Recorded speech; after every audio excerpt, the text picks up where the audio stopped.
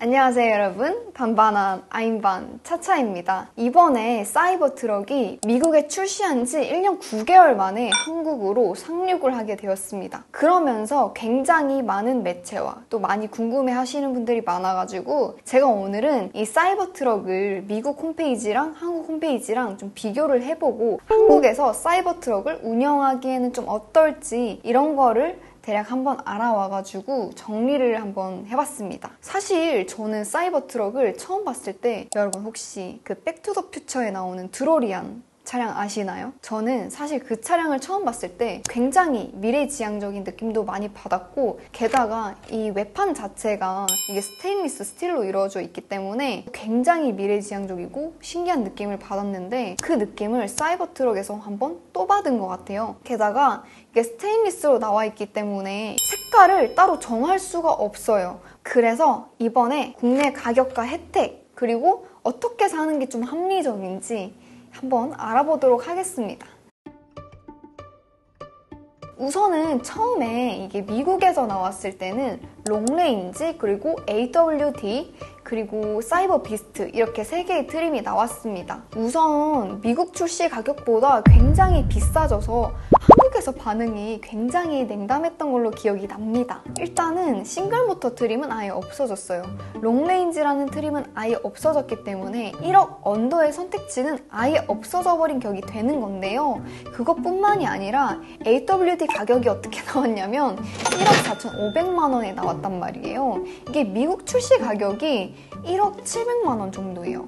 그런데 이게 갑자기 가격이 몇 천만 원이 확 뛰었죠. 이런 게 한국 소비자들의 반감을 사서 굉장히 욕을 많이 먹고 있는 것 같은데 거기에 비해서 미국에서 나오는 옵션들이 많이 좀 삭제가 돼서 들어왔기 때문에 이게 좀 합리적인 가격이라는 생각은 좀 들지 않는 것 같습니다.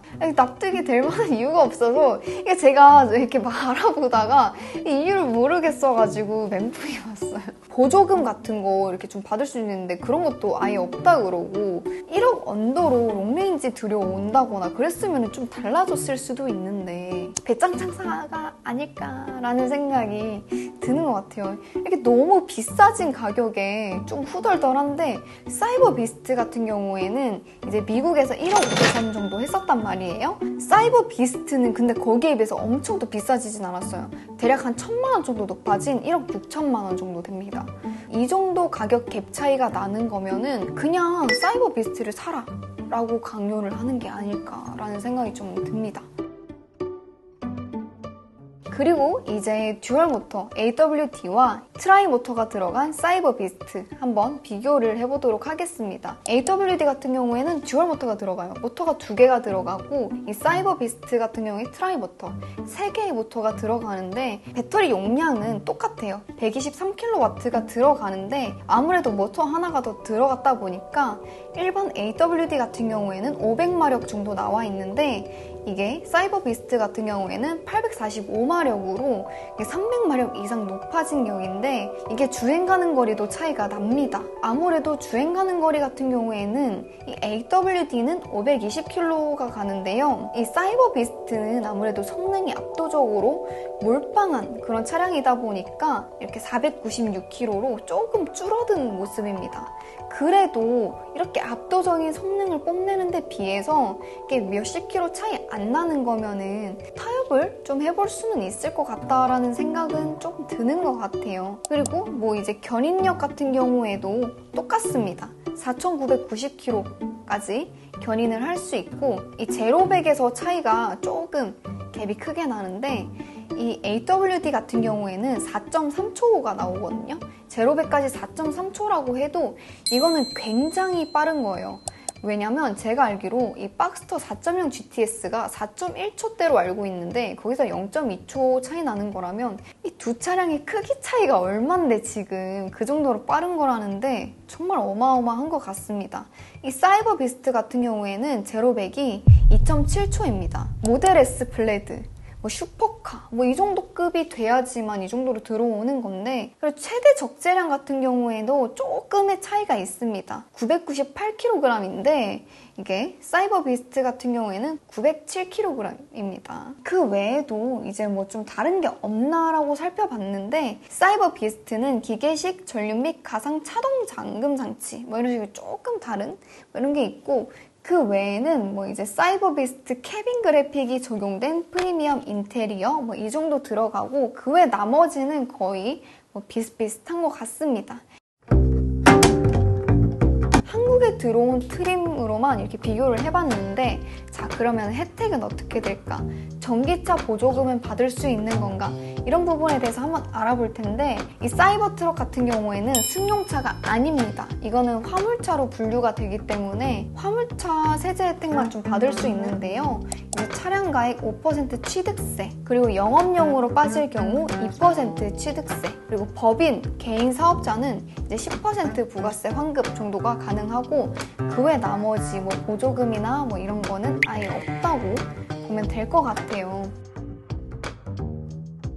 옵션 같은 경우에는 지금 선택할 수 있는 게 이제 화이트 데코라고 해가지고 인테리어에 이렇게 트림 들어가는 거, 색깔 검은색인 거 하얀색으로 바꿔주는 그런 거밖에 지금 선택을 못 하고요. FSD 있지 않냐 라고 하시는 분들 많은데, 한국에 들어오면서 FSD 같은 경우에는 옵션 사항에서 빠지게 됩니다. 그리고 테슬라 사이버 트럭 같은 경우에는 이게 에어 서스펜션이 들어갑니다. 그래서 승차감이 어떤지 궁금해 하시는 분들이 많은데, 저는 미국에서 사이버 트럭을 실제로 타보고 운영을 해본 적이 한 번 있는데, 딱딱한 느낌보다는 에어 서스펜션이 있어서 그런가 충격 흡수라든지 확실히 더 부드러운 느낌이 들었던 것 같아요. 근데 거기에 있어서 타이어 탓도 좀 있는 것 같거든요. 휠 인치를 줄이고 타이어를 두꺼운 걸 쓰면은 좀 그거에 흡수가 돼서 확실히 노면 충격이 좀 덜 올라오긴 하는데, 그런 거랑 다 합쳐져가지고 승차감이 되게 좋게 느껴졌던 것 같아요. 스티어 바이 와이어라는 기술이 적용이 되었습니다. 모터 소리 같은 게 납니다. 급격하게 핸들을 돌렸을 때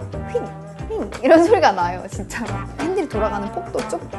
그런데 유턴할 때 이 핸들이 적게 돌아가니까 힘든 것도 덜하고, 후륜 조향도 들어가 있기 때문에 회전 반경이 생각보다 짧습니다. 지금 차 사이즈를 보면은 이게 전폭이 2413mm, 그리고 전장이 5682mm, 그리고 전고가 1790mm란 말이에요. 이게 약간 사이즈로 비교해봤을 때 에스컬레이드 롱바디 정도의 재원이 되지 않을까 싶은데, 근데 사실 한국에서 에스컬레이드 롱바디 잘만 운용하고 다니시잖아요. 그리고 뭐 주차에 문제는 없을까, 한국에 도로폭에 문제는 없을까 하는데, 한국 도로폭에는 일단은 그래도 들어오는 사이즈예요. 근데 좀 곤란한 상황이 있을 수 있겠죠. 골목에서 다른 차를 마주친다거나, 모든 큰 차를 타시는 분들은 이제 공감을 하시겠지만, 내가 어느 정도 큰 차를 타고 있다는 걸 인지하고 나면은 눈으로 대강 보고 내가 들어갈 수 있다 없다 보고 낑길 것 같은 곳은 안 들어가게 됩니다. 운전하는 데 있어서는 불편함이 없을 것 같은데, 제 생각에 주차가 일단 문제일 것 같습니다. 근데 요즘에 이제 주차 라인 자체가 점점 커지고 있는 추세예요. 차 크기 막 커져가는 추세이기 때문에, 미국 같은 경우에 원래 시원시원해서 상관이 없지만, 한국은 한국은 땅이 소중하잖아요. 그래서 요즘 눈치 조금 봐가면서 계속 늘리고 있는 추세인데, 아무래도 다른 차량들이랑 쭉 되는 데는 아무래도 좀 못 될 것 같고, 한 대만 될 수 있는 그런 기둥 사이에 있는 그런 라인에는 될 수 있을 것 같은데, 이게 주차 스트레스 받아서 어떻게 타냐고, 이런 거. 이 차 뭐 장기 렌트나 뭐 렌트로 뽑을 수 없나 라고 고민하시는 분들 굉장히 많으실 텐데, 이 차량은 아무래도 화물차로 들어가기 때문에 렌트로는 뽑을 수 없고, 일반적으로만 구매가 가능해서 뭐 장기 렌트나 뭐 렌트 같은 이런 걸로는 따로 못 뽑습니다. 그래서 현금을 주고 사든가 할부를 하든가 뭐 리스를 하든가 해야 될 것 같습니다. 이제 사기 전에 계약을 하잖아요. 계약금이 보니까 예전에 뭐 사전으로 10만 원씩 이렇게 좀 가져간 것 같더라고요. 그런데 이제 이렇게 10만 원씩 사전 예약을 하신 분들이 지금 와서 엄청난 충격을 받았다고 합니다. 왜냐면 1,990만 원을 더 내놓으래요. 게다가 이 2천만 원이라는 가격은요, 할부가 안 됩니다. 카드 할부가 안 되게 되어 있어요. 2천만 원 일시불로 한 번에 끊을 수 있는 사람이 몇 대일까요, 카드로?